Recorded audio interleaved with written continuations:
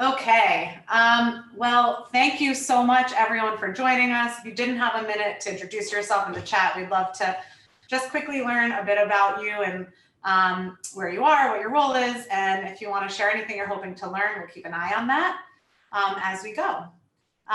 So before we start, I just wanted to kind of honor that you made it here today.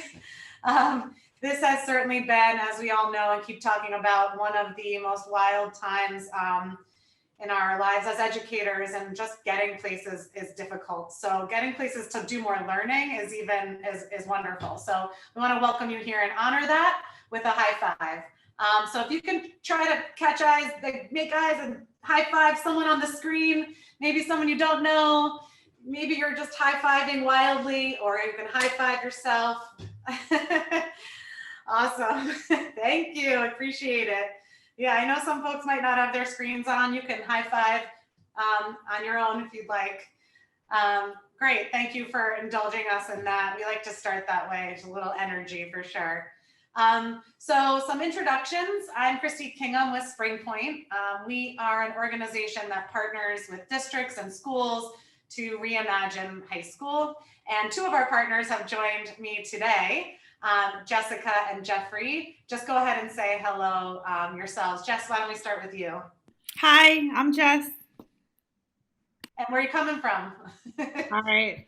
Noel okay. Academy. I thought we were doing that after, sorry. No, that's okay, you're fine. Jeffrey. Hey everyone, I'm Jeffrey Schmidt, the Engagement Director and School Design Lead at Holyoke Public Schools Opportunity Academy.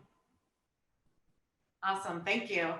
So just to give you a little sense of what to expect in our session, we are hoping that you'll learn about engaging with authentic audiences, specifically with experts, and have a chance to brainstorm a bit about how what we talk about may inform your work in your communities to deepen student learning experiences, both remotely and when we are back in person or in a hybrid context.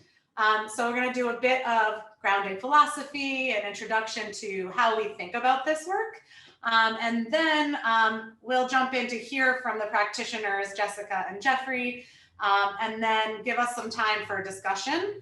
And then we're going to challenge you to do some brainstorming and thinking about inviting experts into your community, both in this moment and in the future. So super excited that you're here, and thank you for joining us. At any point, if you have questions, please feel free to add them to the chat. We'll have a more formal question and answer session at the end, but at any point you can put them there. And my amazing colleague, Angela, is gathering those to make sure we're getting to everything that you are thinking about. So first, I'd like to just share a bit of grounding philosophy for us at Spring Point and with our partners about our focus for today. We are going to zoom in on one aspect of the instructional work we've designed and implemented with many of our partners at Spring Point, but I want to just provide a bit of context about our approach at a bit of a higher level. So we call our projects transformative learning experiences, or you'll hear us refer to them as TLEs. And a TLE is a project-based unit of study, and the intention is for them to create the conditions for students to fall in love with learning. And along the way, they promote deeper learning, make learning relevant, and really foster rigorous thinking and student work. So we've been working on that for a while, and this spring and fall, we quickly pivoted to design and support our schools using remote and now hybrid TLEs. And we have a big comprehensive framework for what the components and criteria are for these transformative learning experiences. And there's all sorts of professional learning that goes along with that. But we're gonna zoom in on one small but really impactful aspect of TLEs today with Jessica and Jeffrey. So as we went from this to this, like many of you, we at Spring Point tried to ground ourselves in what we do know in the midst of so many unknowns. And as we sought to understand what was happening and codify best practices around the pivot to remote learning, SpringPoint had an opportunity to interview around 40 educators and leaders across the country, including Jessica and Jeffrey. And this was during the spring and early summer of 2020. And we wanted to hear what they were doing well and what they were learning as they went. And we ourselves learned a lot through this process. So we pulled it together and outlined a publication that's pretty practical. And if you haven't seen it yet, we put the links up there and we'll be sharing that with you in our resources afterwards. But the reason I'm mentioning this process and publication now is that one clear message came out of these interviews. The deep need to infuse student learning with purpose and meaning. And there are several strategies of how to do that that we've been finding to be successful. But again, today, we're really gonna zoom in on one strategy around engaging with authentic audiences. So when we think about authentic audience, we think about both engaging with experts throughout the unit and designing a public exhibition of student work. And that might also include those experts. So this is a common refrain in the PBL world. And it exposes students to real world applications of what they're learning. And I'm sure many of us have had this experience with experts as well, where it provides those opportunities to connect with new stakeholders outside of the school community, which really imbues the work products with more meaning and authenticity. So today, we're gonna focus in on engaging with experts throughout the unit. So you don't have to be using a TLE to implement the type of experts and touch points that we're talking about today. But we do believe that leveraging high quality PBL like TLEs is the best way to achieve the type of deeper learning that really leads to genuine student success, both in high school and beyond. And this is really because for both in-person and remote learning, engaging with experts increases investment, and it takes the learning out of the context of school, whatever school looks like, and helps students to connect the dots and really like situate the learning in the real world. So we wanted to share some of the ways we've found success with engaging with experts and authentic audiences. And this is happening across, before we pivoted and after the pivot, post-pivot, if you will. So this includes folks with explicit skill or content expertise. And sometimes they're both, but it's kind of a handy framework or way of thinking about different types of experts you may seek out. So I just wanted to give an example. For our gentrification photo essay TLE, throughout the project, students engaged with professional photographers and writers, and that was for the more technical aspects of their photo essay, but they also engaged with a number of different stakeholders around the issue of gentrification. And that provided different perspectives and really deepened their understanding of the issue. So once we've decided the types of experts we want to work with, we really consider the myriad of ways they may work with students throughout the project. And that includes from the project launch, from that like really exciting entry event to whole class or small group discussion or instruction moments, to like one-to-one feedback on the work they're doing and a critique of final products. And then hopefully the experts are also a part of the final exhibition as the audience. And really, like, no matter how they're engaging, the primary goal is that it is embedded in and a major part of the learning experience. So it's not that one-off. I know we've all had that kind of career day, which has a purpose as well, but this is a partnership with the learning experience. And so I think that's really like one headline I want us all to keep in mind as you hear from Jeffrey and Jessica about how they weave the experts into the learning experience, therefore really deepening the learning for students. So let's hear from the people who are really doing this on the ground. So I'm going to now invite Jeffrey to share a bit with us about the work that he's been doing in Holyoke, Massachusetts. Thank you so much, Christy. Just a little bit of context for who we are and why this work is so important for us. Opportunity Academy is a set of alternative high school pathways for students for whom the traditional main campuses in Holyoke just have not been the correct match. And so those pathways are personalized, and they might include work-based learning, such as internships, dual enrollment through our local community college, and project-based learning, which we happen to call TLEs.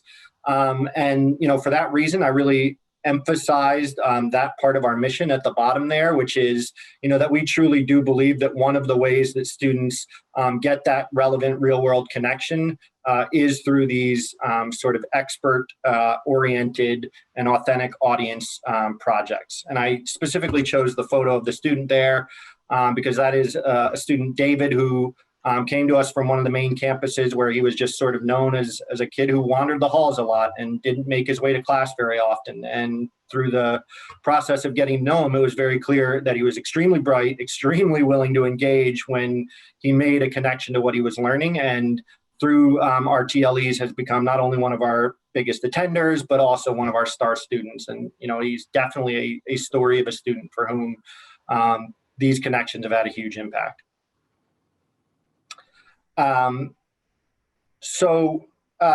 Want to just point to some data evidence as well that talks a little bit about the kind of why. So I want to talk a little bit about the why we do this and then the how.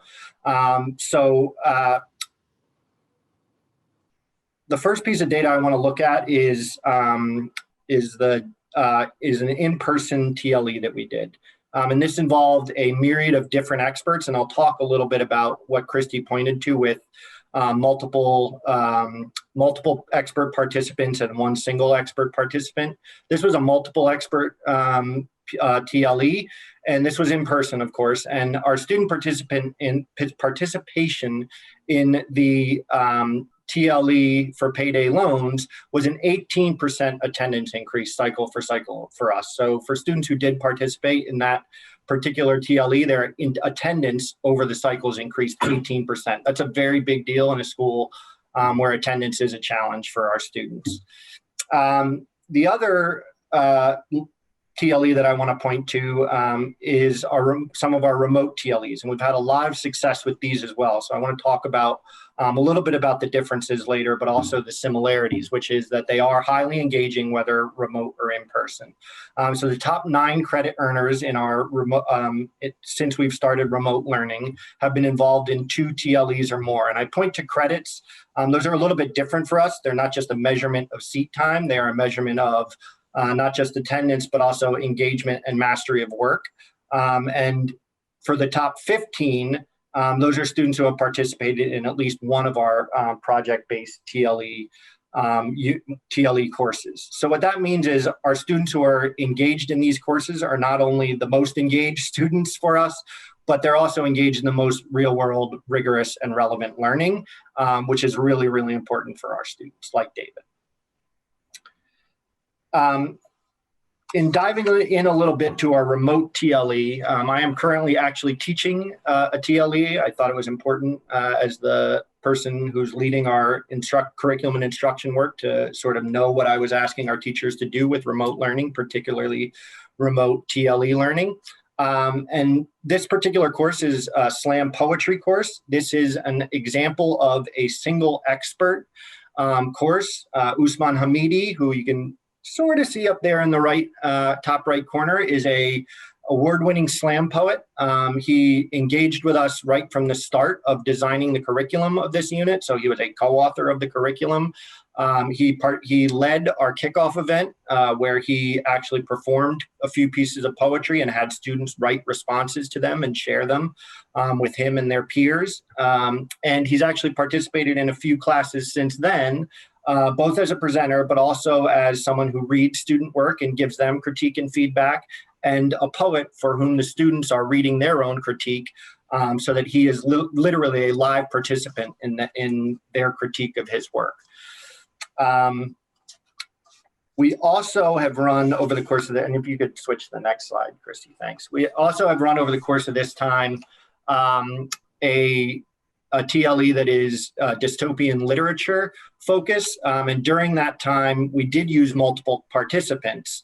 And those participants are actually writing coaches. So they are volunteer retired teachers and writers, professional writers, who have volunteered to work one-on-one with our students as they write their own literary analysis and creative dystopian literature pieces. The other type of TLE I want to point to, an expert involvement, is the payday loan TLE. We ran this live in person last school year, and it actually, the day that we went to remote was the day we were supposed to have our final exhibition at Valley Venture Mentors, which is a local entrepreneurial hotspot in our area. But Christy's also going to talk, or sorry, Jess is also going to talk about how this same TLE has looked remotely for them. But there's a lot of overlap for us. With this particular type of TLE, this is one that required for us these multiple layers of professional engagement. So Christy spoke about kind of the content experts and the skills experts. With the payday loan, students were looking at the payday loan industry. So there is a lot of math, a lot of exponential math involved. And so we did get some content experts involved, including bank managers, a loan manager, and a financial management expert. But we also had skills experts involved. The student's final project was to build an app, a financial literacy app, and to then sell it at this Valley Venture Mentors presentation. And so they worked with an app designer right up the road from us, who happened to be working at the time on a financial literacy game app, and actually provided an internship to one of the students following the course. So sort of all those boxes you see there. The project launch involved a former payday loan officer. So Massachusetts no longer allows payday loans, thank God. And that officer was somebody who knew quite a bit about the industry, and also, was proud to say he is reformed, and spoke to them about sort of the social, racial, and economic disparities and injustices that happen within the payday loan industry. So there was that kind of involvement for the project launch. Like I said, bank managers and financial managers involved in whole group and small group discussion and one-on-one feedback for students, as well as an app designer. And then the final exhibition was done at Valley Venture Mentors with a live audience, although we only got to do our dress rehearsal, a live audience of young entrepreneurs in the area who essentially did like a Shark Tank style presentation opportunity for us. And I know Jess is also going to speak more about payday loans and what that has looked like with a sort of transfer to the remote learning world. Awesome, thank you, Jeffrey. So great to hear about all of the ways you're engaging, and excited to hear even more examples from Jessica. Hello, all. Thank you so much. I just wanted to start by telling you a little bit about Noel. So we're a small public charter school in Providence, Rhode Island. We have 160 students. A little over 65% right now are pregnant or parenting. Our students come to us having dropped out of high school or attending 2 or 3, 4 different high schools in the state. And we're really here to crush 2 statistics. One is that 40% of young moms go on to graduate high school, so we crushed that one. We've had over 250 graduates from Noel since we opened in 2013.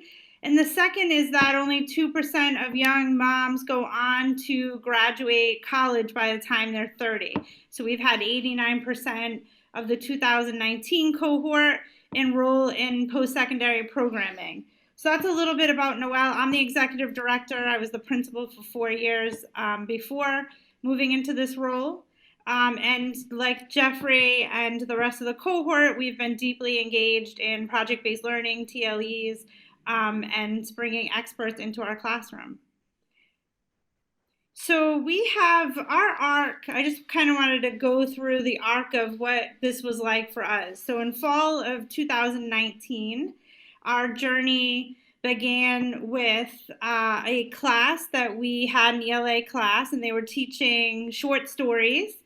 And we are lucky we're pretty close to an Unlikely Story, which is a store owned and operated by Jeff Kinney. If you're a Diary of a Wimpy Kid fans, or you have kids who are fans, it's a pretty awesome store.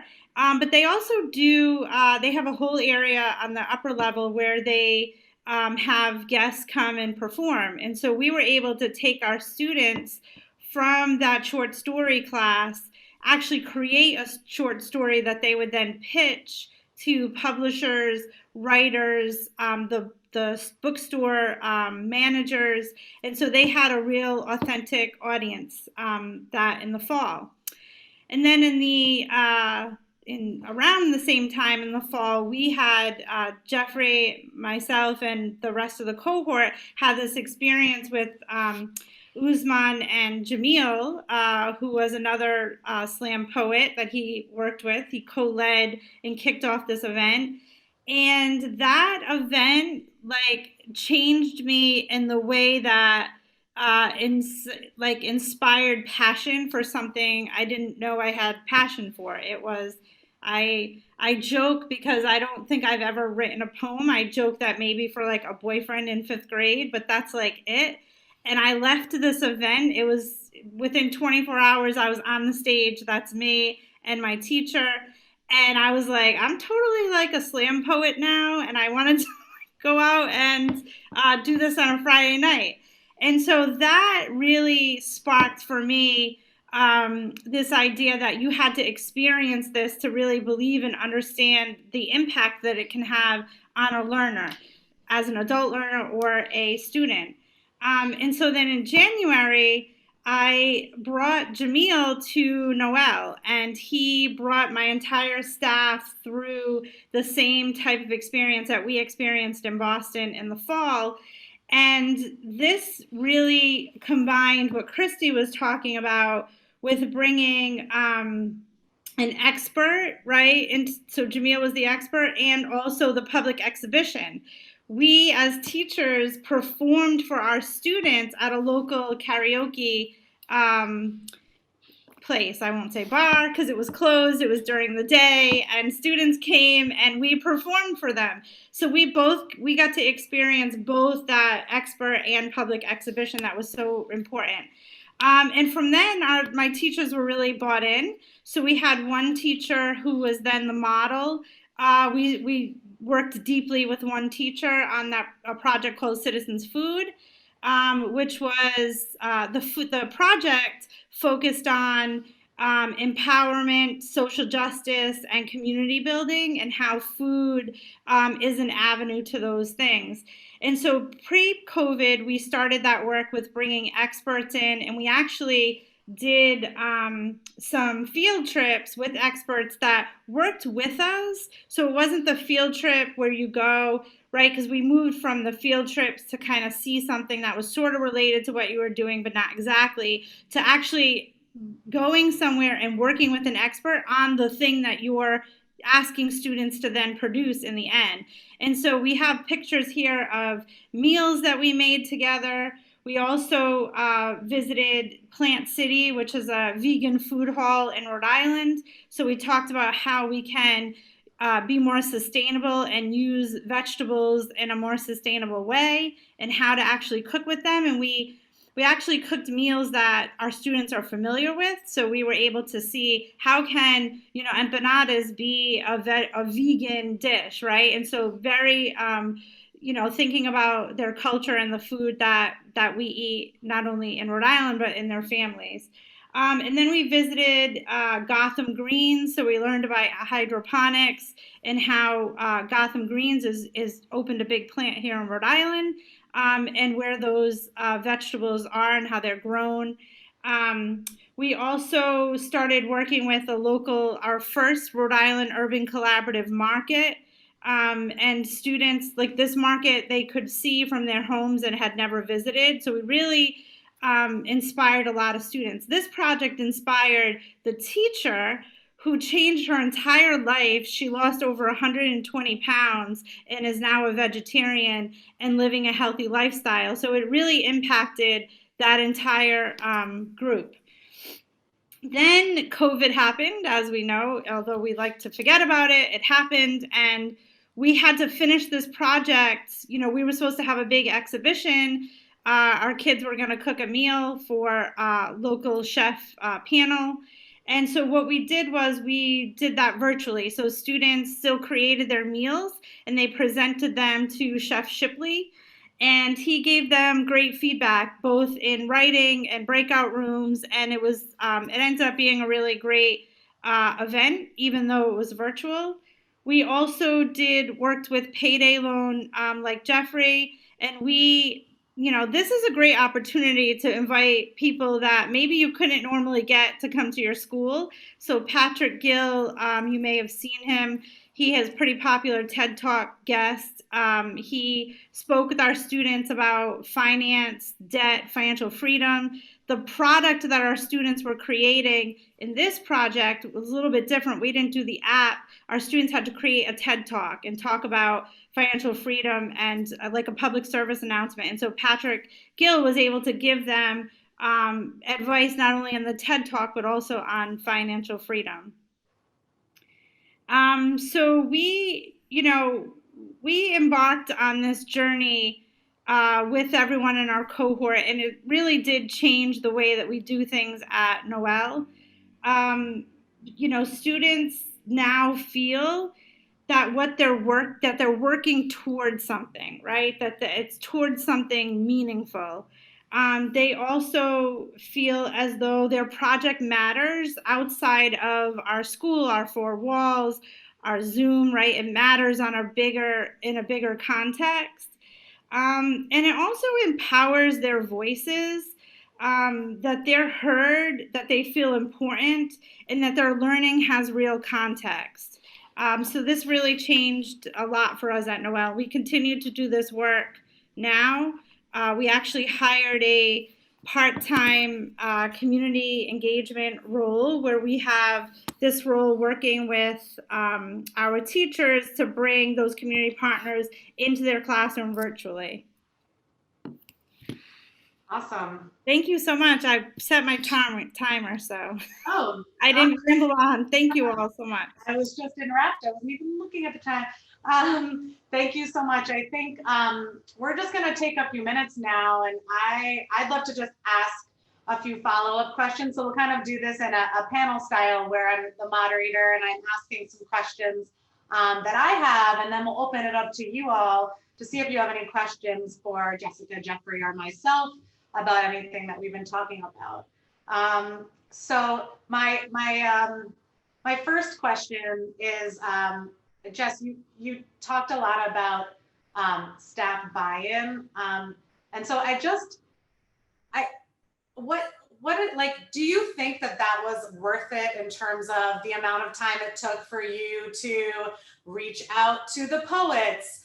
I assume you designed the day with them. You might have had to pay for it. It sounds like it was worth it, but can you just talk about a little bit what went into that staff event? And then Jeffrey, I'd love to jump over to you for a similar question. Yeah, I think it was the single most effective professional development that I've certainly ever brought to Noel. And I will tell you, though, that some of the things that it brought to the surface that you need to work through, or I needed to work through, this was a public exhibition, right, in the end. So we worked with Jamil in the morning. We wrote poems. He gave us amazing instruction. Then we had to present them in this audience, in front of our students as an audience, with a mic, and it was, a real sort of feeling high stakes, right?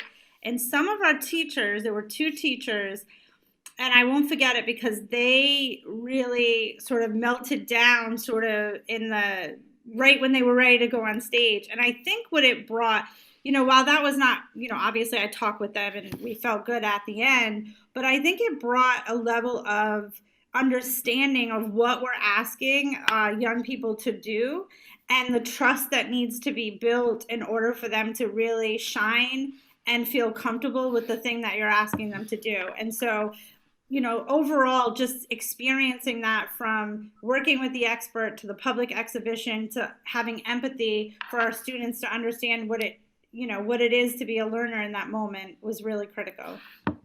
Oh, thank you so much, Jess. You're making me think a lot about logistics and preparation for the visitor. And so preparing everyone, right? The visitor, the students, the teacher, instead of like, oh, folks, today we have Usman joining us. What all has to go into preparing for a visitor? Jeffrey, I'd love to hear a little bit more from you, especially since you're working with Usman right now on that. Yeah, absolutely. Before I jump into that, I would say like the one thing I would add to what Jess was saying was like after the hook initially happens, and I think the event that Jess did is like an exemplar of that. There's also, I think Jess pointed to the importance of like that first teacher who is bought in and kind of going to be that early adopter. And I just think that that's such an important detail too. In terms of prepping the audience and the experts, there is a lot of that. I think the one thing I wouldn't want to undersell here is the amount of planning that does have to go into making not only these units quality, but especially the expert involvement quality in them. A big part of that is, prepping students, of course, letting them know as the days are moving towards expert involvement, who's coming, what the expectations are, how the person will be involved in the learning. But another big part of that is really, being sure that the experts are a part of the design. And so whether that's something like Usman designing, helping to design the curriculum with teachers themselves, it's equally as important to help with planning the lesson that's coming up. And so, an example of that is in the slam poetry, I do literally spend about a half an hour, at least to an hour each week on meetings with Usman, looking ahead at the weeks to come, being sure he's aware of the student work, has access to that, and knows sort of what he's going to be working with students on when they come in, knows that what he's going to be presenting is aligned to where we're at. So, looking ahead a week and saying, hey, next week we're getting down to peer editing, help me plan the day, and what you need to do to be prepared. We all need to do to be prepared for you to lead some of the peer editing with students, and then just, the reality of, helping experts understand, some of the assets and challenges that our students bring along with them is a big piece as well. And especially, I think that's true for sort of the authentic audience in a final presentation. So like the payday loans unit, we did a lot of preparation for the authentic audience at Valley Venture Mentors to be sure that they understood, that the purpose of this wasn't for our students to present totally refined, perfect, apps that they had designed, but rather to pitch the idea, to get feedback, for this to be a learning process for them as much as a, Shark Tank sell. And so preparing the audience to know what to expect from students and preparing them to engage with what's coming up. Thanks, Jeffrey. I just want to add to that too. There's like an early on piece of this that at my old school, I worked with folks a lot on, which is like believing that it's possible to get experts because you might think like, oh, that'd be really cool to get a slam poet, but who's available, whatever.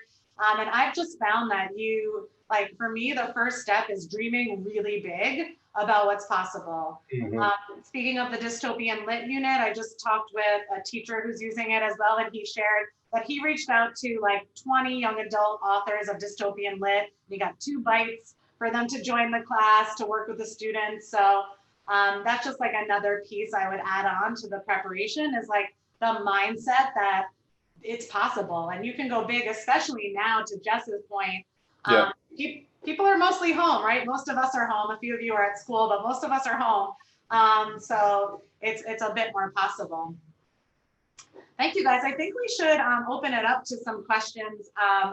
I see that there's some questions already happening in the chat. So I just welcome you to take a minute and just go ahead and jot any questions, and I will pull them into Jess and Jeffrey. So I think I just wanted to start. There was a question that I can answer, asking about the TLEs and if they're available yet widely. And we're still piloting and developing the TLEs with our partners. And so a lot of the learning we're doing with Jessica and Jeffrey is helping us to design them further. So we haven't gone public yet with them, but we would love for you to like sign up for our newsletter and keep an eye out for when that happens. And okay, so I'd love to answer a question.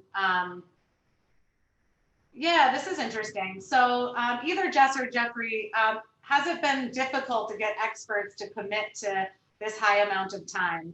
And so connected to that is like, have you been paying experts? Yeah. Have you not been paying it? Like, just talk us through sort of like, it is a lot of time for some of them.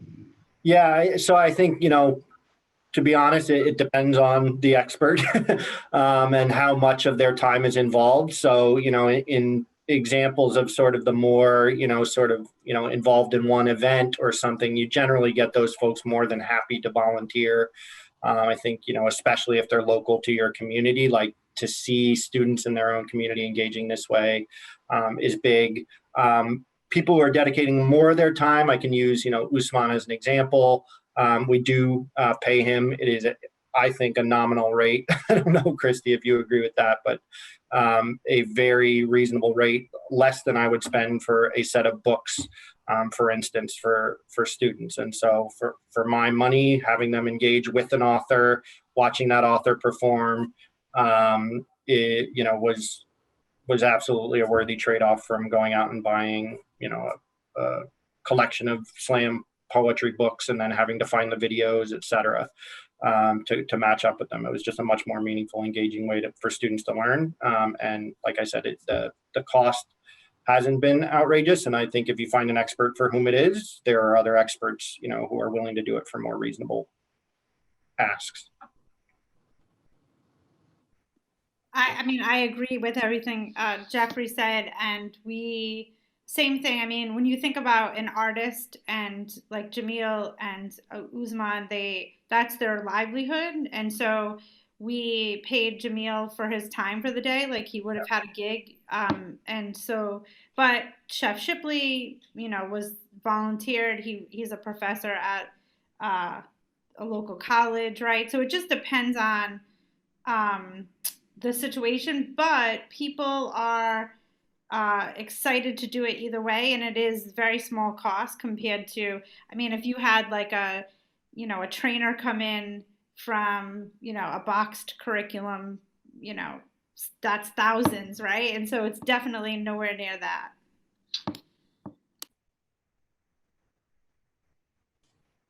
Thank you, guys. Yeah, and I think my experience working with the writing coaches for the dystopian lit TLE, we were super upfront about this. This in particular is a volunteer opportunity. Here's how many hours we imagine it to be over this much time. And so like putting out a call to action for volunteers when it needs to be a volunteer, and just looking for folks who are up for that. And I think I saw Corey mention this in the chat too. My experience is more people want to support and work with students than we realize, especially when it's like something exciting and engaging that they already have some expertise in. So yeah, there's a lot of possibility out there. Awesome. Any other questions before I give you participants a challenge? Can I just say one more thing, Christy, about the experts? I also find that there's a sector of individuals that are part of bigger corporations, and they build in time for their employees and encourage them to work in nonprofits and do volunteer work. So we actually found a lot of different individuals, especially in finance, law, those types of firms, like really, really wanting, actually paying their employees and carving out time for them to participate. Sorry. No, that's great. Thank you. Good addition. So folks, I want to give you a minute to sort of digest everything you've been hearing, and to do a bit of brainstorming on your own, sort of like wherever you are, in terms of your role, your context, people you work with, you yourself as a teacher, and thinking about how you might extend your work with experts in your community. I know for some folks, you might already be working with experts. Did something you heard today spark an idea for you? And for people who haven't been able to do this, like, where can you start? So I'm gonna just pop up a few prompts for you. I'm gonna challenge you with a 5-minute brainstorm. So the first is, and you can, anywhere your brainstorm goes is fine. We really just wanna give you a chance to digest. Can you do some dreaming big like I talked about, right? Like, oh, I'm doing this slam poetry unit. Imagine if I could get a slam champion to come, which is Usman, right? Like, imagine if I could, right, do that dreaming big. Another way to go is identify who might need to be involved in the planning or parts of the process. And then also grounding it in learning, right? Because we're hoping that's a big takeaway for you, about avoiding the one-off sort of career fair, which has its own place, but really finding a way to partner with experts to deepen student learning and ground their learning in the real world. So I'm going to stop talking, and I'm actually just going to give you a few quiet minutes on your own. We invite you to brainstorm and share with us in the chat what you're thinking about. So at 2:19, we're going to come back together, and I'm actually going to do a little brainstorming. Jess and Jeffrey, I invite you guys too. Like, we've been talking a lot about this. What's next for you? And then we'll do a little bit of sharing out afterwards and hear some of the ideas that came up. Sound good? Can I get a thumb? I got a thumbs up. Woo, okay.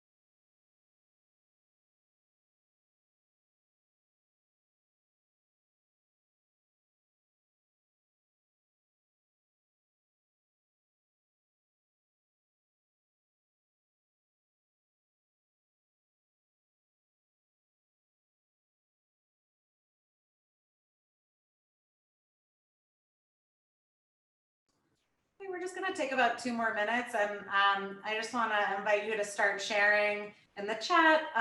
It can be, I see Lori did, awesome. Anyone else who's feeling ready for that, we can start sharing and sort of reading each other's thoughts.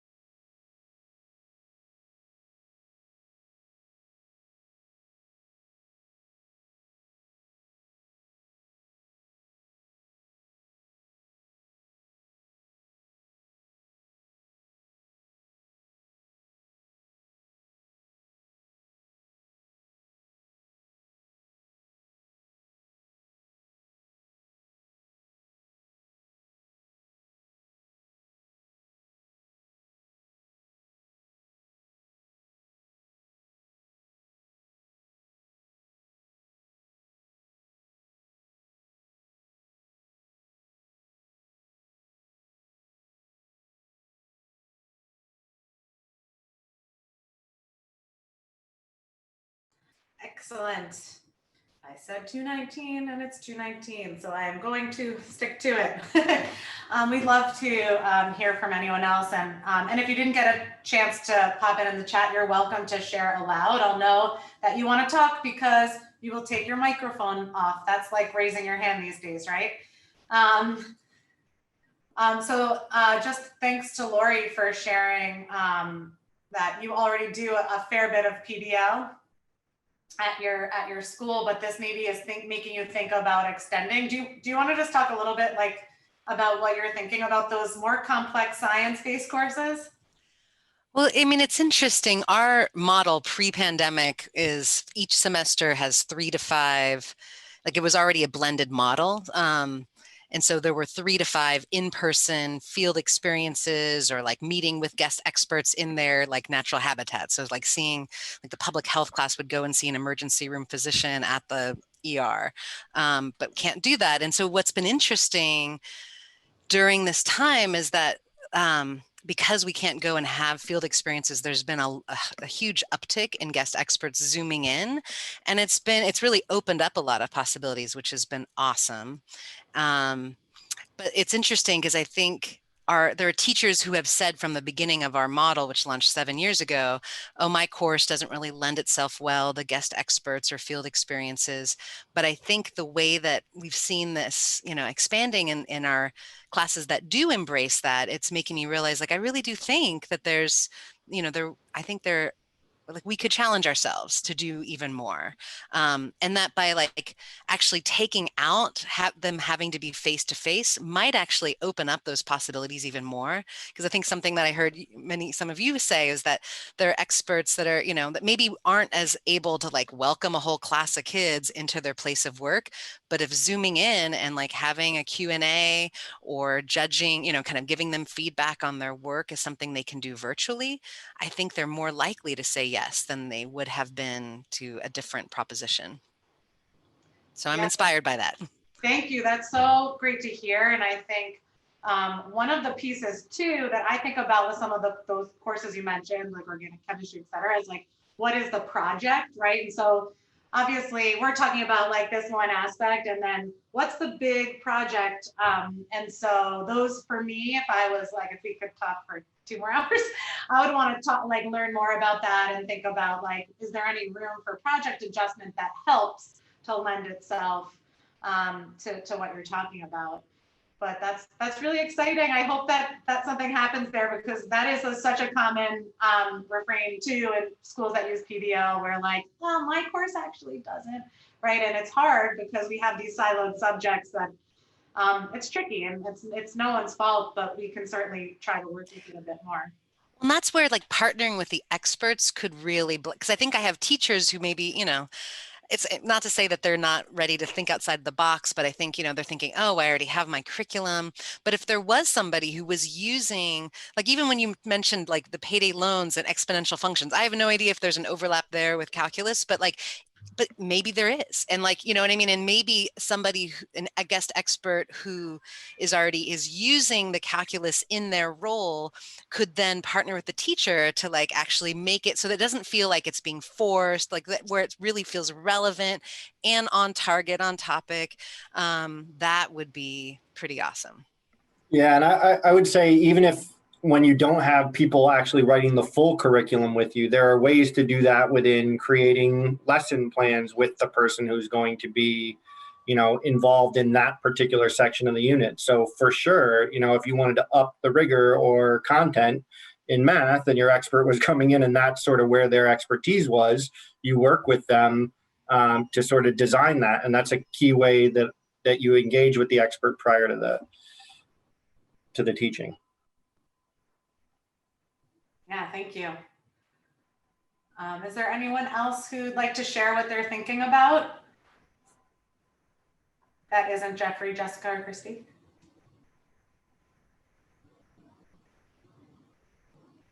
Wait time feels even more dramatic on Zoom. I don't know if anyone else feels that way.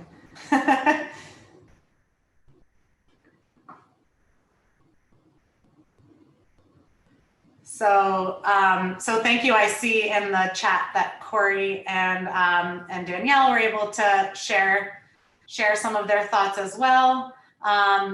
You know, I see the CSI unit. I've seen this as a project before, and bringing in folks who work in that and like thinking about forensic science. And I really am connecting to what Lori said about the real work of the course and the content, and like just always trying to ground ourselves in that, since we can get so lost with requirements, etc. And like that it's, you know, a lot of us are working with teachers, if not teaching ourselves, and how we can get like out of that to kind of think bigger about the type of work that connects to what we're asking students to do, and then bringing in those experts